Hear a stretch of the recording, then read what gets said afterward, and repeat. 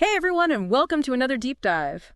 Today we're tackling something, A little different. yeah, and honestly something I think we can all relate to at some point. We're talking about prepping your house for sale, but we're going beyond just, basic cleaning and decluttering. Exactly. It's about what our source here is calling eliminating eyesores, those sneaky little things that can surprisingly make or break a sale. It really is amazing what a difference the small details can make. You're right. So think about this. You've got your house all spiffed up and ready for those online listings. Those all-important first impressions. But then someone scrolls past your listing because something in the photos just seems off. A wonky lampshade. A cluttered countertop. It happens more often than you think. And the article really emphasizes this idea of what they call strategic depersonalization. Which sounds a bit counterintuitive, right? Yeah. Why would removing your personality make your house more appealing? Because it's not about you anymore. It's about helping potential buyers imagine themselves living there. So it's like you're stepping back and giving them space to create their own story in that house. Exactly. Think Yeah. about it. You walk into a beautifully decorated home, but every surface is covered in family photos and personal mementos. Yeah, you almost feel like you're intruding a little. Right. It's lovely, but it's also distracting. You're not really getting a sense of the house itself. You're too focused on the people who already live there. I can definitely see that. So how do you strike that balance? How do you make it feel welcoming, but also depersonalized? That's where this hotel room analogy comes in. Think about that feeling of walking into a pristine hotel room. It's calm, it's inviting, it's full of You possibility. can just immediately picture yourself relaxing and enjoying the space. Right. And that's the same feeling you want to evoke in potential buyers. Okay, I'm starting to get it. You want your house to feel like a blank canvas so buyers can paint their own dreams onto it. Exactly. And that often means tackling clutter. We're not just talking about tidying up here. It's about really paring things down to create a sense of openness and flow. Okay, so like those overflowing bookshelves. Yep. The mountain of shoes by the door. That infamous junk drawer we all have. All of it. Buyers are subconsciously absorbing everything they see. Even if they don't realize it, a cluttered space can make them feel overwhelmed, Stressed, maybe? even anxious. And that's not the emotional state you want them to associate with your house. No, definitely not. So it's not just about making it look pretty, it's about creating a certain feeling. Absolutely. Now, here's something that really surprised me in this article. They actually suggest cleaning and organizing the inside of your fridge. It sounds a little extreme. Who's really going to be inspecting my fridge? You'd be surprised, buyers often make subconscious judgments based on these seemingly insignificant details. So if your fridge is spotless and organized, it's like a subtle signal that you're a responsible homeowner. Precisely. It speaks to the overall care and attention given to the home. Huh. That's really interesting. I never would have thought of it that way. What other unexpected eyesores does the article mention? Here's one that might surprise you. Portable heaters and fans. Really? Why would those be a problem? I use fans all the time in the summer. It's all about perception. If a buyer sees a portable heater in the living room, their first thought might be, is there something wrong with the central heating? Ah, I see. They might assume you're compensating for a problem, even if it's just personal preference. Exactly. These little things can trigger doubts and raise unnecessary questions in their minds. It's best to remove anything that could distract from the positive aspects of your home. Okay, makes sense. So we've covered decluttering and those unexpected eyesores like the fridge and fans. What about something like dated wallpaper? I've seen some pretty interesting choices out there. Oh yeah, wallpaper can definitely be a major turnoff for buyers, especially if it's a pattern or color that's not universally appealing. Right, you want to create that neutral backdrop, just like that pristine hotel room we talked about. Exactly. It's all about appealing to the widest range of tastes. Neutral colors and clean lines create a sense of spaciousness and make it easier for buyers to imagine their own furniture and decor in the space. This is all starting to make a lot of sense. Now, let's talk about something a little more sensitive that the article brings up. Political signs and religious displays. Ah, yes. That can be a tricky one. Yeah, how do you navigate that? It's all about creating a welcoming and neutral environment for all potential buyers. Right. You don't want to alienate anyone or make them feel uncomfortable. Exactly. It's not about endorsing or condemning any particular viewpoint. It's about recognizing that these can be sensitive topics, and a neutral presentation is more likely to appeal to a wider range of buyers. So, for example, if you have a political sign in your yard, it's best to take it down while your house is on the market. Right. Same goes for religious items that might be prominently displayed. It's just about keeping the focus on the house itself. Yeah. You want buyers to see the house as a place where they can feel comfortable and at home, regardless of their personal beliefs. It's about creating that neutral canvas where they can project their own vision. Yep. Okay, so we've covered decluttering those surprising little eyesores and even the sensitive topic of personal displays. What else can we do to make our houses irresistible? Well, one thing that's often overlooked is the power of scent. Oh, yeah. I've definitely walked into houses where the smell was a little overwhelming. Strong scents, whether good or bad, can be very polarizing. Some people are really sensitive to smells. Exactly. And what you find appealing might be a complete turnoff for someone else.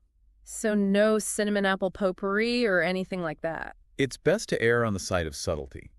Think fresh and clean rather than overly fragrant.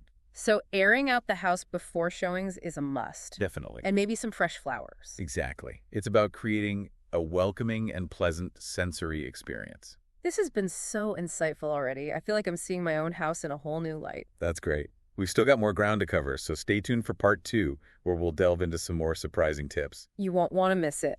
Welcome back. I'm already starting to look around my own house and thinking, okay, what needs to go? I know, right? Yeah. It's amazing how just thinking about these little details can change how you see your own space. Definitely. And speaking of details, the article mentioned something I wouldn't have expected. Too many plants. Oh, yeah. Isn't bringing the outdoors in supposed to be a good thing? Plants are great, but just like anything else, there can be too much of a good thing. Remember that hotel room feeling we talked about? Clean, uncluttered, spacious. Right. A jungle of houseplants might not create that same vibe. So maybe choose a few favorites and put the rest in storage until after the sale. Exactly. Now, here's another one that can be tough for some pet owners. Pet items. Yeah, I think we can all agree that a chewed-up dog toy isn't exactly a selling point. Right. But even things like dog beds, litter boxes, food bowls, they can be distracting to potential buyers. Not everyone is an animal lover, and some people might even have allergies or phobias. Exactly. So it's best to minimize those reminders that a pet lives there. Again, think neutral and universally appealing. Just like with those personal photos and religious displays, it's about creating that blank canvas so buyers can envision themselves living there, furry friends or not. Okay, so what else tends to get overlooked when prepping a house for sale? This one might seem obvious, but you'd be surprised how often it's overlooked. Dirty dishes. Oh, yeah. A sink full of dirty dishes can really bring down the vibe of a kitchen. It really can. And it creates a negative impression in the buyer's mind. Like, if they don't care about the dishes, what else are they neglecting? Exactly. It speaks to a lack of attention to detail. Right. So before every showing, make sure those dishes are washed and put away. Or at least hidden in the dishwasher. Out of sight, out of mind, right? Exactly. Now, this next one is interesting. The article talks about the importance of curb appeal and eliminating what they call junk in the yard. Curb appeal is so important. It's the very first impression buyers get of your property. And you know what they say about first impression? They're everything. So when we talk about junk in the yard, we're talking about anything that clutters the space and makes it look messy or neglected. Like what kinds of things? Empty flower pots, Yeah. garden tools, Yeah. kids' toys, that pile of firewood that's been sitting there since last winter. It's easy to get used to those things when you see them every day, but to a fresh eye. They can really stand out. So it's about extending that hotel room standard to the exterior of your home as well. Exactly. Clean, uncluttered, well-maintained. Okay, that makes sense. Mow the lawn, trim the hedges, and put away anything that doesn't need to be there. It's all about creating that welcoming, polished first impression. Now, what about artwork? Oh, yeah, that's a good one. I love having art in my home, but does it ever become a problem when selling? It can be, especially if the artwork is controversial or could be considered offensive by some buyers. You know, think about it. Have you ever been to a friend's house and been like, whoa, what is that? Oh, yeah, totally. Art is so subjective.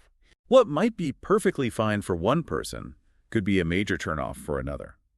So when you're staging your home, it's best to err on the side of caution and remove anything that could potentially alienate a buyer. Again, it's about appealing to the widest possible audience. Right. And speaking of things that can be personal and potentially polarizing, let's talk about personal photos. I know this one can be tough for a lot of sellers. Those photos hold memories, and taking them down can feel like you're erasing a part of your family history. I understand that. But remember, the goal is to help potential buyers imagine themselves living in this space. Yeah, and that's much harder to do when they're surrounded by photos of your family vacation. Right.